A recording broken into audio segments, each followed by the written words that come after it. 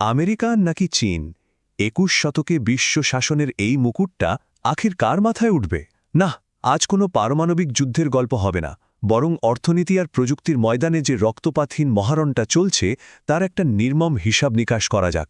তাহলে চলুন এই লড়াইটা একটু গভীরে দিয়ে দেখি। একবার ভাবুন তো দৃশ্যটা, একটাও গুলি চলেনি, কিচ্ছু না, কিন্তু মাঝ সমুদ্রের এই নীরব মহড়ায় আসলে দেখিয়ে দিচ্ছে ২১ শতকের লড়াইটা ঠিক কেমন হতে চলেছে। এটা সরাসরি অস্ত্রের লড়াই কিন্তু না, এটা হলো প্রভাব বিস্তারের লড়াই। তো প্রশ্নটা কিন্তু এটাই, এই যে দুই টাইটান লড়ছে, শেষ হাসিটা হাসবে কে? এই উত্তরটা যদি পেতে হয় তাহলে আগে বুঝতে হবে ওদের শক্তির আসল উৎসটা ঠিক কোথায়। আচ্ছা, তাহলে শুরু করা যাক বর্তমান চ্যাম্পিয়ন আমেরিকাকে দিয়ে। গত প্রায় ৮ দশক ধরে ওরা এমন এক সাম্রাজ্য গড়ে তুলেছে যেটা কিন্তু খালি চোখে দেখা যায় না, কিন্তু এর শিকড় আমাদের প্রতিদিনের জীবনের সবখানে জড়িয়ে আছে। দেখুন, আমেরিকার আসল শক্তি ওদের পারমাণবিক বোমা বা রণতরীতে না, ওদের আসল ম্যাজিক হল ডলার। পুরো পৃথিবীর অর্থনীতি এর উপর দাঁড়িয়ে আছে। ভাবা যায়, কোনো দেশ কথা শুনল না আর অমনি তাদের আন্তর্জাতিক লেনদেনের সিস্টেম মানে সুইফট থেকে বের করে দেওয়া হলো। সাথে সাথে তো সেই দেশের অর্থনীতি একেবারে ধসে পড়বে। এর সাথে তো ওদের কালচারাল আর টেকনোলজিক্যাল পাওয়ার আছেই, যা একরকম অজেয় দুর্গ তৈরি করে রেখেছে। কিন্তু ছবির তো আরেকটা দিকও আছে, তাই না? আর সেই দিকেই কিন্তু নিঃশব্দে জেগে উঠেছে এক বিশাল ড্র্যাগন। চলুন এবার এই চ্যালেঞ্জারের গল্পটা একটু শোনা যাক। চীন কিন্তু একটা জিনিস খুব ভালো বুঝেছিল, যে সোজাসুজি সামরিক শক্তিতে আমেরিকাকে হারানো প্রায় অসম্ভব। তাই তারা রাস্তাটাই বদলে ফেলল, তারা হয়ে উঠল গোটা পৃথিবীর ফ্যাক্টরি। কিন্তু গল্পটা এখানে শেষ না। এখন তারা 5G, আর্টিফিশিয়াল ইন্টেলিজেন্সের মতো টেকনোলজিতে এমন সব কাজ করছে যা সরাসরি আমেরিকাকে চ্যালেঞ্জ ছুড়ে দিচ্ছে। আমেরিকার হাতে আছে ন্যাটোর মতো সামরিক জোট, তাই না? চীনের হাতে কি আছে? তাদের হাতে আছে বেল্ট অ্যান্ড রোড ইনিশিয়েটিভ, মানে ওরা অস্ত্রের বদলে চেকবই আর ড্রেজার মেশিন ব্যবহার করছে। পুরো পৃথিবীর ম্যাপটাই যেন নিজেদের মতো করে এঁকে ফেলছে। বিলিয়ন বিলিয়ন ডলার লোন দিয়ে এশিয়া থেকে আফ্রিকা পর্যন্ত নিজেদের এক অর্থনৈতিক সাম্রাজ্য বানিয়ে ফেলছে। কিন্তু এই যে এত লড়াই, এত প্রতিযোগিতা, এর আসল যুদ্ধক্ষেত্রটা কোথায়? সেটা কিন্তু কোনো মাটি বা সমুদ্রের যুদ্ধ না। লড়াইটা হচ্ছে আরও অনেক ছোট, কিন্তু আরও অনেক বেশি গুরুত্বপূর্ণ একটা জায়গায়। হ্যাঁ, এই যে ছোট্ট একটা সিলিকন চিপ মানে সেমিকন্ডাক্টর, এটাই হলো আজকের দিনের সবচেয়ে শক্তিশালী অস্ত্র। যুদ্ধবিমান হোক বা আমাদের পকেটের স্মার্টফোন, সবকিছুই তো চলে এই চিপে। মানে সোজা কথায়, যে এর কন্ট্রোল নিতে পারবে, আগামী ১০০ বছরের রাজত্ব তার হাতে চলে আসতে পারে।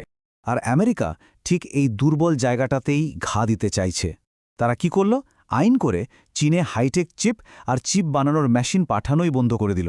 মানে সোজা টার্গেট, চীন ওড়ার আগেই ওর ডানা কেটে দাও। কিন্তু চীনেরও তো একটা ট্রাম্প কার্ড আছে, তাই না? আর সেটা হলো ওদের লং টার্ম প্ল্যানিং।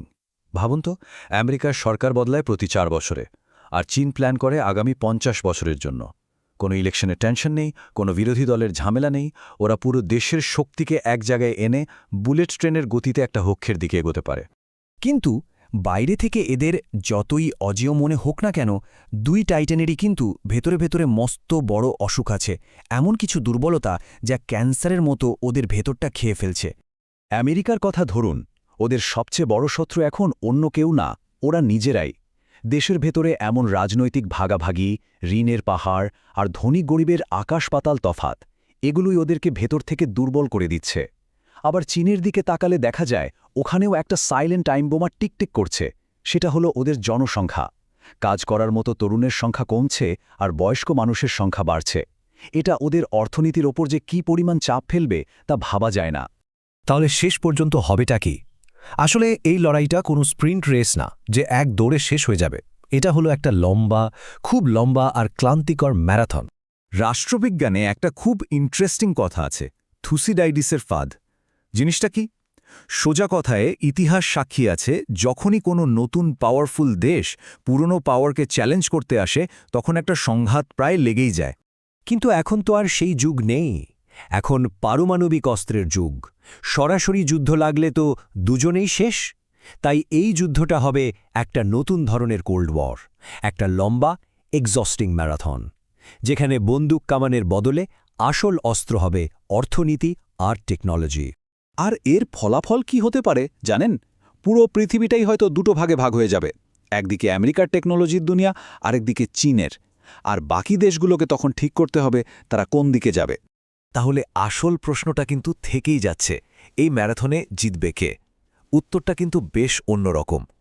জিতবে আসলে সেই যে প্রতিপক্ষকে ঘায়াল করার থেকে বেশি মনোযোগ দেবে নিজের ভেতরের ক্ষতগুলো সারানোর দিকে। মানে আসল লড়াইটা বাইরের শত্রুর সাথে না, ভেতরের দুর্বলতার সাথে। এই লড়াই কবে বা কিভাবে শেষ হবে সেটা হয়তো কেউই জানে না, কিন্তু একটা জিনিস পরিষ্কার, এই যে দুটো বিশাল হাতি লড়াই করছে, এর মাঝে ঘাসের মতো যে সাধারণ দেশগুলো আছে তাদের টিকে থাকার লড়াইটা কিন্তু সামনে আরও অনেক অনেক কঠিন হতে চলেছে। আর এটাই হয়তো ২১ শতকের সবচেয়ে কঠিন সত্যি।